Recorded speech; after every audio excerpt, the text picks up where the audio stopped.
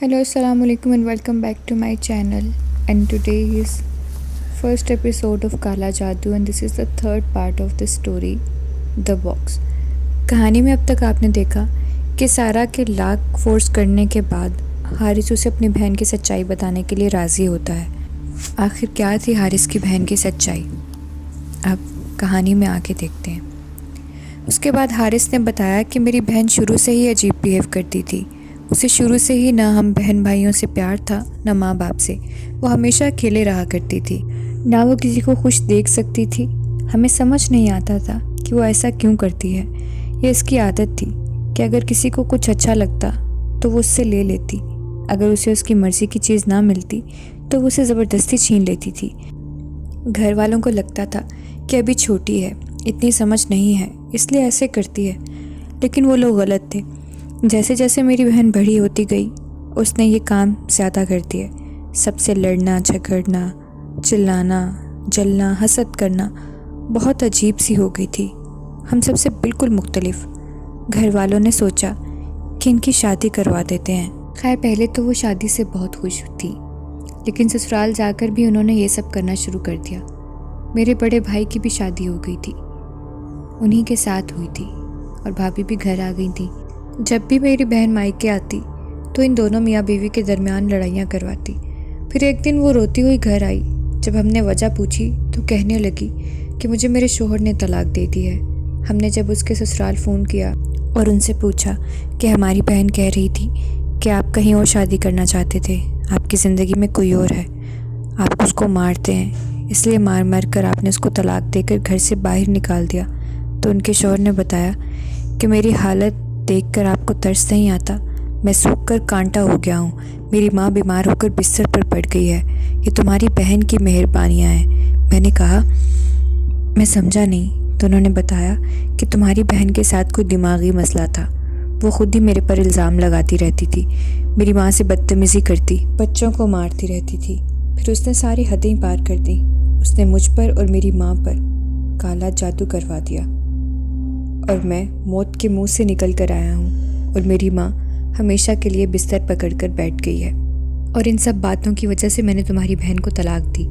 जब वो काला जादू करके मुसलमान ही नहीं रही तो मेरा उसके साथ क्या रिश्ता। इतना सब सुनने के बाद भी मैंने उनकी बातों को यकीन नहीं किया और घर पर भी किसी को कुछ नहीं बताया कि मेरी बहन को कोई कुछ गलत ना कहे। फिर मेरी बहन हर दूसरे दिन हमारे घर लड़ाइयाँ करवाने लगी। उसके बाद हमने उसे एक अलग घर लेकर दिया। मैं उनका इलाज करवाया बहुत जगह पर, वो ठीक नहीं हुई थी। फिर तुमने उनका केस लिया। जब उन्हें पता लगा कि मैं तुम्हें पसंद करता हूँ तो वो और बुरा बिहेव करने लगी। मैं बहुत डर गया था कि कहीं तुम्हें कोई नुकसान ना पहुँचा दे, तो मैंने उनको कहा कि मैं नहीं करता शादी। मैंने उनको इसी तरह समझा कर उनके घर भेज दिया।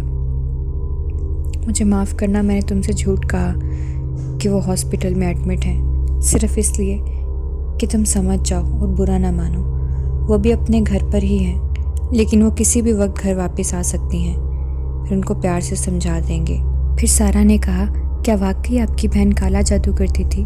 तो हारिस ने कहा कि नहीं यार, वो लोग झूठ बोल रहे थे, मैं नहीं मानता कि मेरी बहन इतना भी गिर सकती है।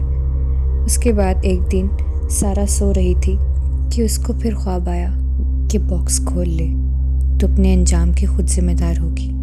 ये सुनकर वो डर कर उठकर बैठ गई। वो रोने लगी कि उसके साथ ये सब क्या हो रहा है। वो पागलों की तरह हरकतें करने लगी। एक दिन वो सो रही थी, जब वो उठी, जैसे ही वो अपने बाल बांधने लगी तो उसके बालों में तावीज़ थे। वो डर गई और बाहर गई।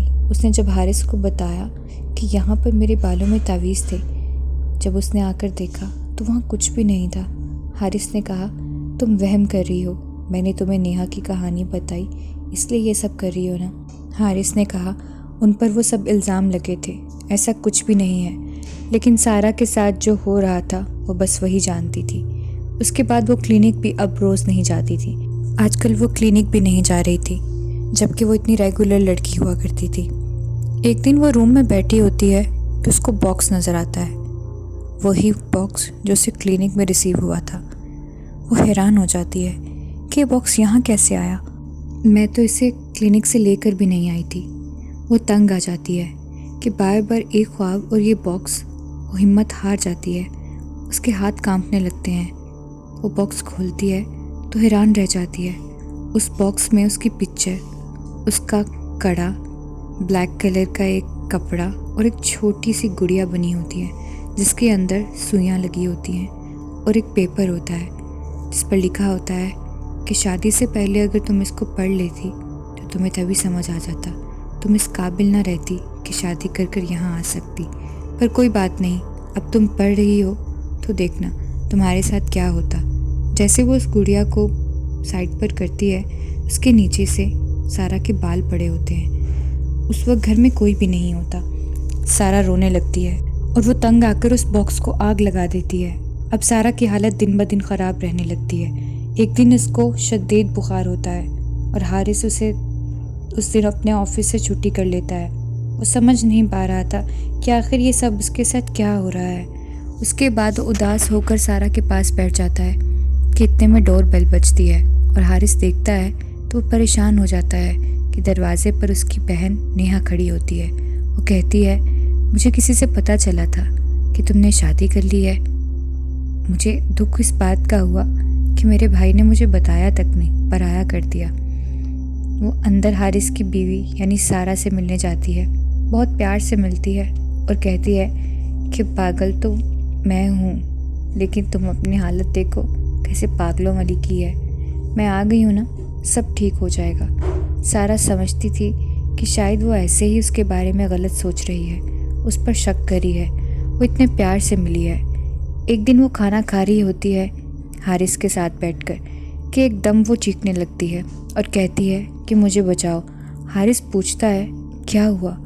کافی دیر وہ ایسے ہی روتی تڑپتی رہتی ہے اور کچھ بھی نہیں بولتی۔ کافی دیر تک سارا یوں ہی تڑپتی روتی رہتی ہے اور تھوڑی دیر بعد وہ حارث کو کہتی ہے کہ مجھے ہاتھوں میں تکلیف ہو رہی ہے، ایسے لگ رہا ہے میرے ہاتھ میں کوئی سوئیاں مار رہا ہے۔ سارا کو اپنے ہاتھوں میں سوئیوں کی چبھن محسوس ہو رہی تھی۔ اس نے سوچا کہ شاید سارا کو کوئی بیماری ہو گئی ہے، تو وہ کہتا ہے کہ ہم کسی اچھے ڈاکٹر کو دکھائیں گے۔ اب سارا کی حالت بہت زیادہ بگڑنے لگی۔ ڈاکٹرز کو بھی سمجھ نہیں آ رہا تھا کہ یہ سب کیا ہو رہا ہے۔ جب سے نیہا گھر آئی تھی، سارا تب سے زیادہ بیمار رہنے لگی۔ ایک دن گھر میں کوئی نہیں تھا، سارا تڑپ رہی تھی کہ کمرے میں اچانک نیہا آ گئی۔ جب سارا ہمت کر کے بیٹھی تو نیہا نے اس کے سامنے وہ باکس کر دیا۔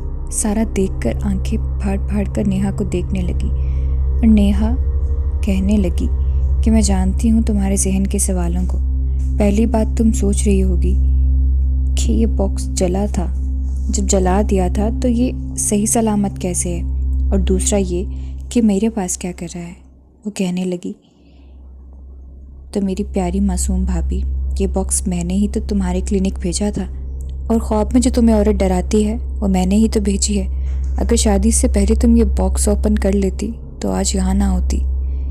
خیر، بہرحال تمہارا حال تو ویسے یہی ہونا تھا۔ تم نے سوچا بھی کیسے میرے بھائی سے شادی کرنے کے بارے میں، اور ہاں، تمہاری یہ حالت جو بھی ہے میری وجہ سے ہے۔ کیسے کوئی خوش رہ سکتا ہے؟ میرا گھر تباہ ہو گیا، تم سب خوش ہو، یہ تو انصاف نہ ہوا۔ اور تم تو میرا علاج کروا رہی تھی، میرے بھائی کو ہی اپنا بنا لیا۔ میرے گھر والوں کی نظر میں مجھے پاگل ثابت کرنا چاہتی تھی۔ دیکھ، اب تجھے پاگل نہ بنا دیا تو میرا نام نیہا نہیں۔ تو جانتی ہے تجھے یہ سب کیا ہوا ہے؟ تو میں بتاتی ہوں، میں نے تم پر کالا جادو کروایا ہے۔ سارا یہ سب سن رہی تھی اور رو بھی رہی تھی، لیکن اس کا جسم سن ہو گیا تھا، کچھ بولنے کی کنڈیشن میں نہیں تھی، نہ خود کو موو کر پا رہی تھی۔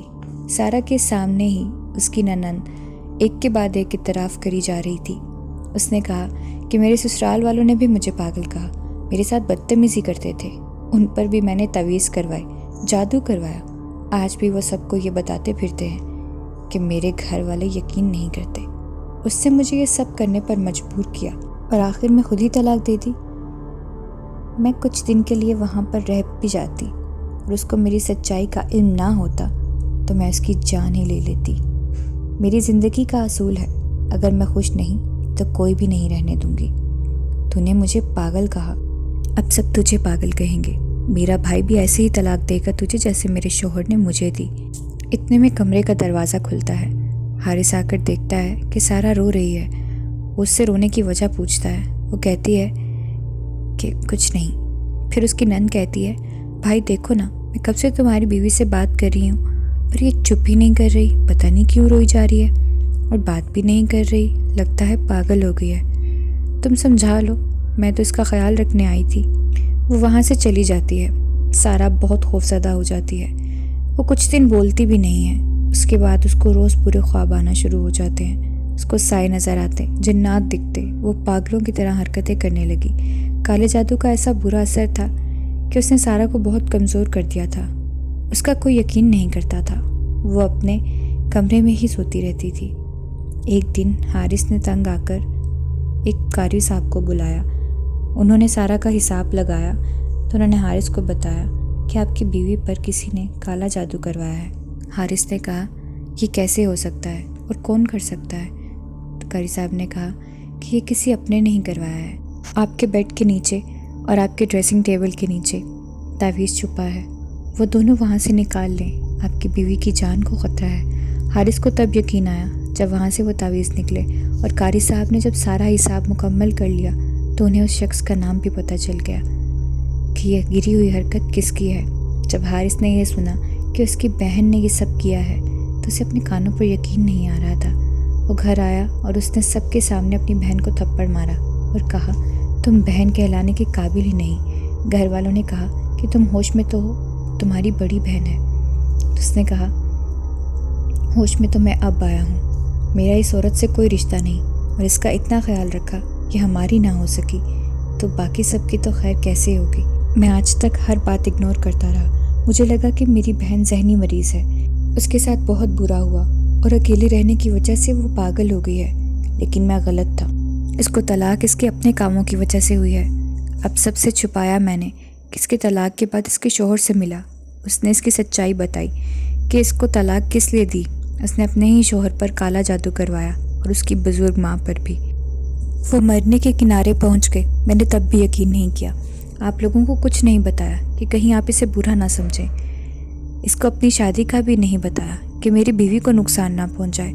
بھائی بھابھی میں بھی لڑائیاں ڈالیں، ان کو الگ کروانے کے لیے میری بیوی پر کالا جادو کروایا، شہر کی سب سے بڑی سائیکیٹرسٹ کو پاگل کر کے بستر پر ڈال دیا، اس کے کمرے میں سے تعویذ نکلے ہیں، اس کو جنات نظر آتے ہیں۔ پھر نیہا نے کہا کہ جھوٹ بول رہی ہے، یہ سب جھوٹ ہے، میں نے ایسا کچھ بھی نہیں کیا۔ اس نے کہا کہ کیا ثبوت ہے تمہارے پاس؟ تو حارث نے کہا میں نے حساب لگوایا ہے اور ہمارے کمرے سے تعویذ نکلے ہیں، تم پاگل نہیں بنا سکتی اب ہمیں۔